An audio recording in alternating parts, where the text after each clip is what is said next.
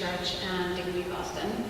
At that time, these two groups came together to create a free meal service program for the homeless and low-income people of Boston. Since then, the program has served up to 150 meals a week. During the daytime hours, our kitchen manager makes all of the meals from scratch, so she uses her volunteers very well to help her with that. In the kitchen, while we're preparing 150 meals, it's a very low-key, friendly atmosphere, and our daytime volunteers love to cook, and and they're greatly appreciated, and that encourages them to come back every week. In the evenings, the minute the volunteers walk to the door, we welcome them, and we're always so happy to see them, and we give each volunteer a specific task to do. So that makes the volunteer feel like he or she has a role to play, and that they've accomplished something by the time everything is done. Essentially in 2.5 hours, we serve the meal, we strip the clothing, and we do cleanup, and everybody feels like they've done their part, and by the time they go home on a Friday evening. A guy tonight said to me, "What time is dinner?" It's his first time here.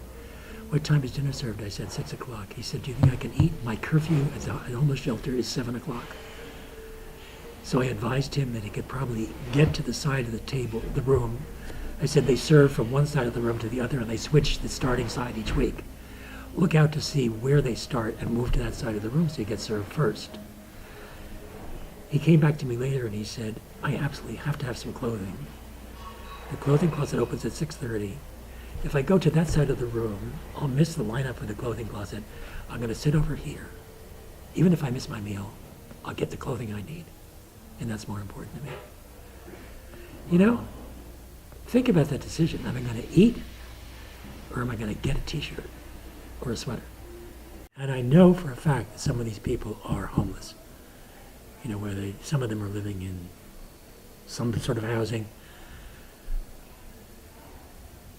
I've had people frequently tell me about the cardboard box they built for themselves last night down the park, or how stiff they are because they slept under a bush. People are living here, or actually coming here from the street. And they come because it's dry and enclosed, and a shelter and a roof and a meal, and it's free and it's safe. But there's also something more. They come and they sit and they smile, they laugh, and they talk. There was one time that I was doing the New Year's Eve thing, and I was barking out to people saying, "Oh, please donate your money." And this woman in a long fur coat came up to me, and she's like, "I was homeless, and I went there once," and she took all the money out of her pocket and just put it into my hand. And I was like, "Oh my God," and I said, "Quick, somebody go count this." And she had given me like $75, and she was like, "Thank you, thank you for this place, thank you for doing your work." She goes, "I had been here," and she had climbed out of whatever she was in and had become very successful. So it's possible that anybody can end up on the streets. I mean, the way our economy is now, you can have a job one day, or you can be one step away from not having a place to live. And so we don't question, we don't ask, we just try to feed whoever walks through the door. So I started this first year of college, and I've been coming back pretty much every Friday, every academic school year, so September to May. Yeah, and then in the summers I'm usually out in Boston. So. What keeps you coming back?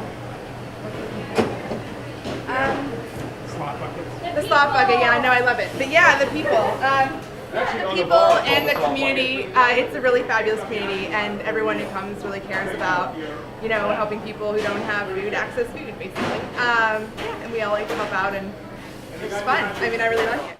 It's great that so many organizations, like church groups, will bring their young people so they can see how some people live, because I think for the young people it can be a really it opens their eyes very wide.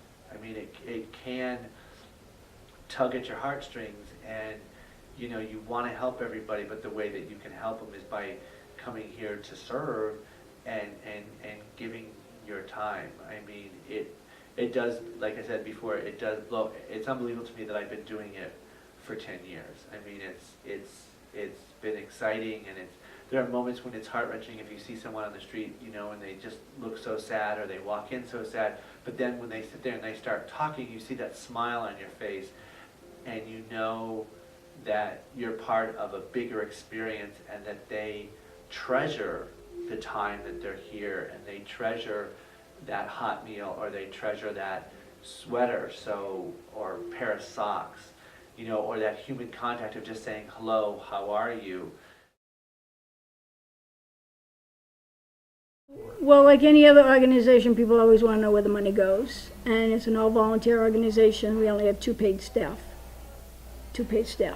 And so anything they donate or money-wise goes to the program. There's a lot more than just and now we don't even need the plates and the cups, the paper stuff. But the dish machine eats up a lot of electricity, and we help with the church here for that. The water heater went, and because we use the kitchen a lot, that needed to be replaced. And so that's coming out of our operating budget. So although some people like to say, well, tell me exactly what my money's going to buy you, sometimes we can't. Sometimes we say, well, we had a green grant and that's all gone, but now we need to replace the tablecloths. So I think people need to know that there's a lot of things that we do need that they might not see out front there. Jenna, the cook, has done a marvelous job in getting food at the food bank. Our grocery bill has gone down because they're just smart cooks. You know, they know how to freeze things and use it again in the soup, so that has helped. In terms of the clothes closet, we've tried to tell the guests that a lot of the stuff is donated. You know, we're not a store, but if people really wanted to give something and they didn't have a lot, to go to Kmart or to Target and get the underwear and socks and stuff when they're on sale. Guests always need them. Think of a rainy day when those socks are wet and that's the only pair they have.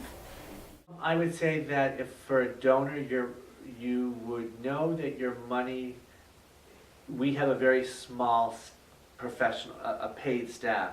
So here, the money goes right into the food that feeds the people on the streets. The money goes right to buying that food, preparing that food. I wouldn't say it's immediate satisfaction, but I would say to any donor, I can say, I know that your money is going to buy food to save people who are hungry and homeless on the streets. And it's, you know, if this type of program, well, if you can't come and volunteer, it is worthwhile to donate your money here, because men, women, children, young, old, black, white, gay, straight, bisexual, transgender, they all walk in our doors.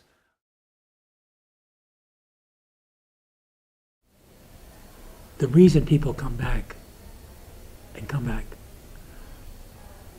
to fully participate, you know, not just to grab a meal, but to engage and talk to each other and talk to the volunteers, is not because it's a balanced meal, and it's not because it's diverse or because it's free alone.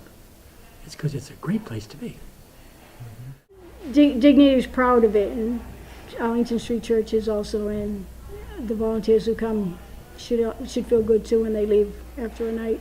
They might be tired and say, oh my gosh, but it's worth it.